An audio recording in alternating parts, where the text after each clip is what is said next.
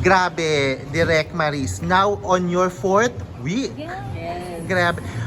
Ano nararamdaman nyo? Kasi nag-start to bagyo, habagat, kinalaban nyo mga malalaking Hollywood films. Ngayon, isang buwan na kayong dinudumog sa sinehan.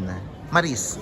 Grabe. Hanggang ngayon hindi pa rin kami makapaniwala. And lagi namin sinasabi na hindi pa nagsisink in lahat ng success at mga pagbati si Sunshine. Kasi hanggang ngayon, we're still working hard, para to promote it talaga, to really spread the news na may Sunshine na film. And siguro magsisink in na lang to.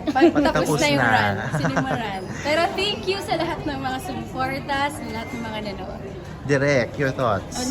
We owe a lot to the Filipinos who watched the film, tapos shinare yung naramdaman nila about the film.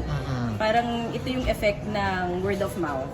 It's word of mouth doing its job for us. And nung una, pakonti-konti lang, within our circles lang, yung nakakaalam, cinephiles, mga fans ni Maris, nina Elijah, nina Cyril. Tapos later on, siguro kapag nababasa talaga nila yung very heartfelt na reviews ng pelikula ng Sunshine, mas napupush silang panoorin din. Kasi in fairness dun sa mga reviews nila, parang May nangyari. Essay writing. May essay writing.